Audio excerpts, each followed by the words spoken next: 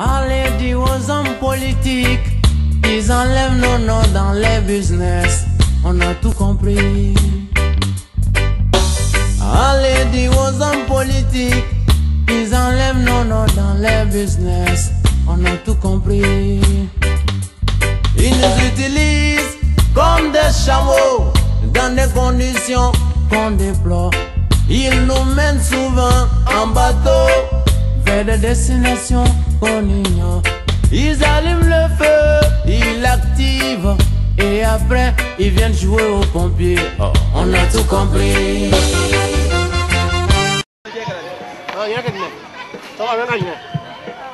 Quand je dis je reviens ici pour faire la fête, ben, à proprement dit, ben, c'est pas une fête puisque bon, on n'a pas encore eu le logement ni les papiers.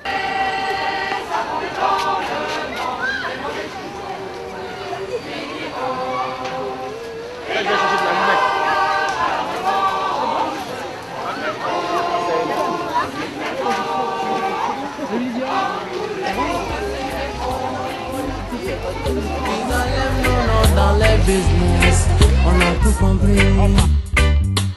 Ils nous utilisent comme des chameaux dans des conditions qu'on déplore.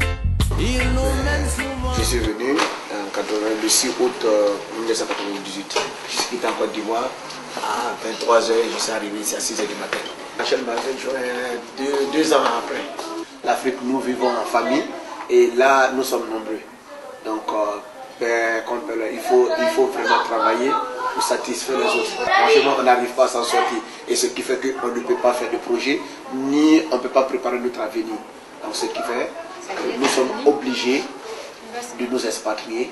Quand on est en Afrique, l'image qu'on a de la France, et une fois là, c'est pas la même image. C'est-à-dire que là, en Côte d'Ivoire, quand tu vois les Parisiens venir, c'est-à-dire que les frères autres, là, tu as l'impression que tout est ici, en France. Surtout à Paris, c'est de l'or. Ça fait rêver quand ils vont avec des voitures, ils sont en veste tout le temps, ils sont bien habillés. Une fois que tu descends à l'aéroport de Roissy, là tu comprends. J'ai traîné pendant plus de 2 heures à l'aéroport sans trouver de sortie. Et ce qui m'a vraiment frappé, c'est-à-dire que je me dis qu'ici en France, il n'y a pas trop de solidarité. Quand tu demandes à une personne ta route, je ne sais pas si c'est le noir. Je me suis dit à un moment donné, c'est vrai, peut-être qu'ils étaient racistes, ou bien ils n'avaient pas envie de me parler, ou bien ils croyaient que je vais les agresser, ou bien d'autres peut-être qu'ils croyaient que je voudrais demander quelque chose. Mais quand tu demandes ta route à une personne qui l'arrête, à peine que la personne même te répond.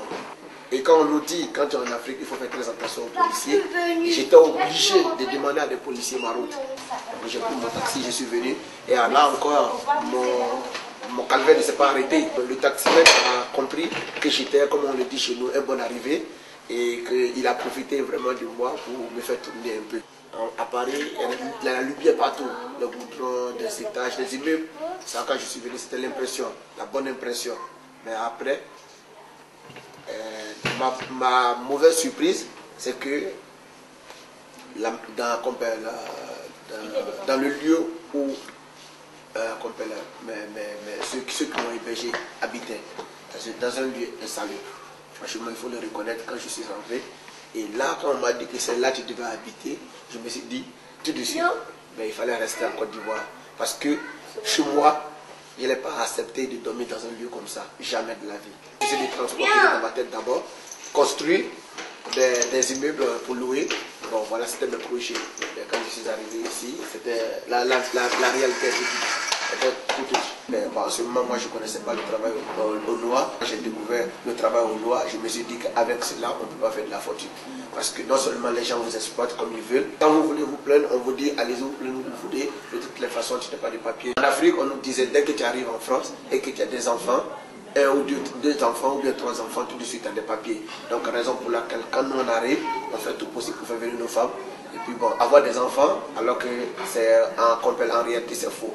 Les enfants sont nés en France, n'est-ce pas? Bon, mes enfants, il y a un seulement qui est né en Côte d'Ivoire, il y a un autre qui est né en France.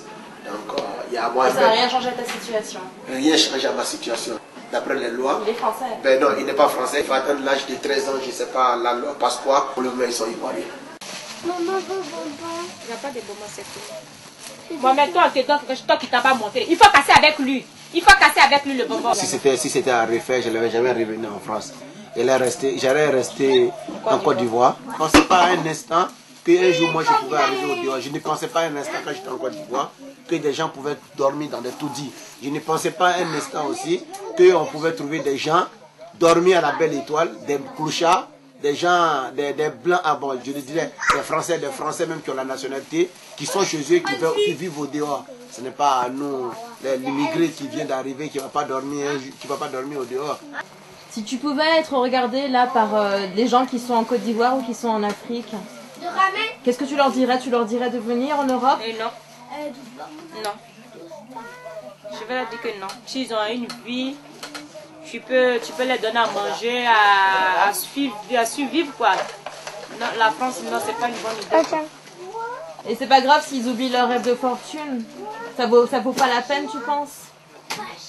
S'ils ont une fortune en Côte d'Ivoire, c'est pas la peine de venir en France. Parce que la fortune en Côte d'Ivoire avec ici, si tu as ta fortune qui est riche en Côte d'Ivoire, mais quand tu viens en France ici, tu n'es plus comme en Afrique. Donc ça serait à rien de venir quoi.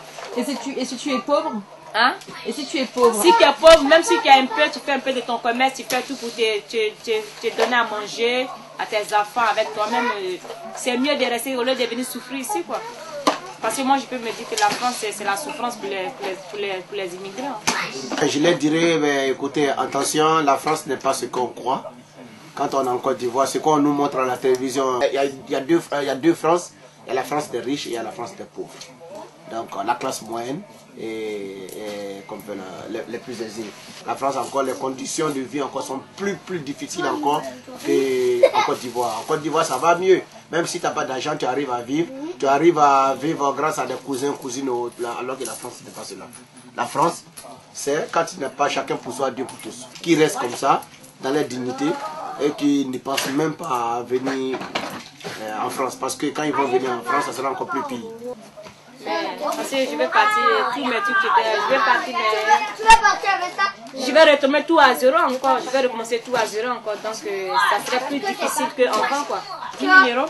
Ouais. Si tu me donnes plus que ça, comment je peux quitter la France hein?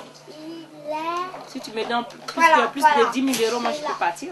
Si j'avais quelque chose, ben, j'avais un peu de sous qui pouvait me permettre de m'installer en Côte d'Ivoire. C'est combien ces sous là? Je dirais des 50 000 euros. En bateau, vers des destinations qu'on ignore. Ils allument le feu, ils l'activent et après. Pourquoi ils nous ont fait changer l'école? Ils viennent jouer au pompier man. On a tout compris. Ben, les nouvelles sont pas bonnes, hein. Ils sont en train de nous mener en bateau. Vous allez dormir où ce soir? Non, on dort toujours dans l'hôtel ce soir.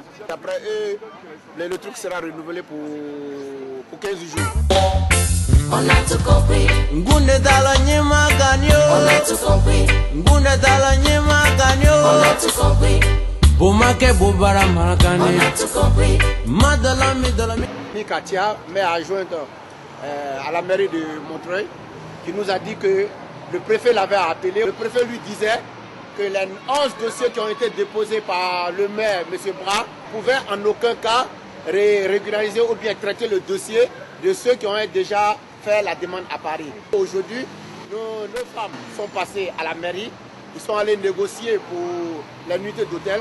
Demain, on se retrouvera peut-être dans la rue. Donc justement, parlant des préfets, actuellement là, ils devaient étudier les dossiers pour les régulariser au cas par cas. Et à ce que j'ai compris, le préfet du 93 renvoie un peu la balle à celui de Paris. Non, on ne renvoie pas la balle du tout. On ne nous a jamais dit qu'il y avait certains dossiers qui étaient déjà en préfecture de Paris. Parce que certains habitants du gazomètre ont des adresses sur Paris. C'est-à-dire que sur les 15 dossiers, 9 ont des adresses sur Paris. Pour l'école, pour... Je sais pas. Étant donné que je suis dans une maison où on ne veut pas me reconnaître, où on veut pas me reconnaître l'adresse, donc je suis obligé de faire héberger par un cousin ou une cousine pour que je puisse avoir une adresse au moins où mes courriers vont venir le jour de ma régularisation, qu'on va me convoquer, que je puisse présenter au moins un papier qui prouve que ça fait maintenant 8 ans que je suis ici. De ce fait-là, leur demande de régularisation, ils l'ont déposée auprès de la préfecture de Paris. Mais est-ce que normalement la préfecture de Paris ne devrait pas le renvoyer dans le 93, sachant que c'est leur lieu d'habitation? Non, c'est à eux de le demander. D'accord, donc ça a été fait apparemment il n'y a pas longtemps. Vous pensez que ça va suivre? Je peux pas vous dire, je sais pas. Parce qu'en plus, on a changé les enfants d'école, là, on les a mis à Montreuil il n'y a pas longtemps.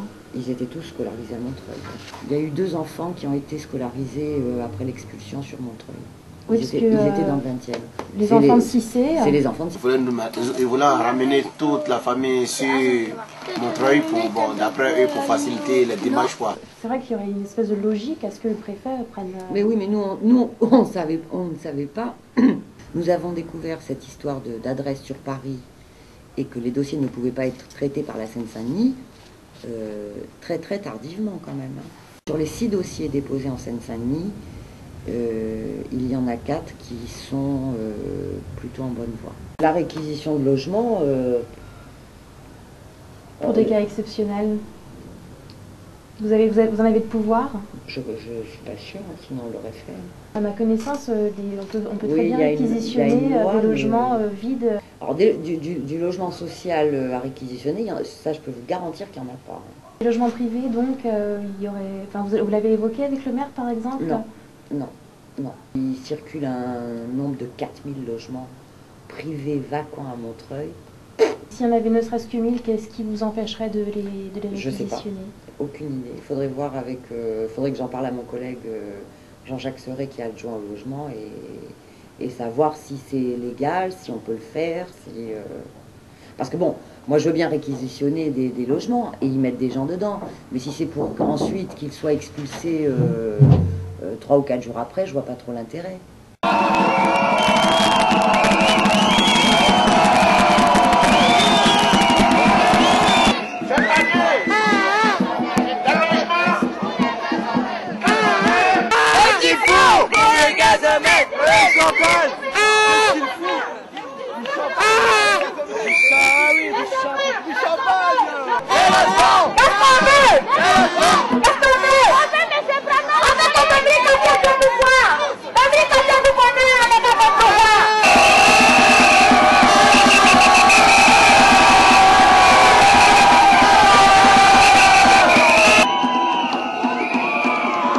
Je souhaite que Dieu nous donne une grande maison pour qu'on quitte dans ce thème.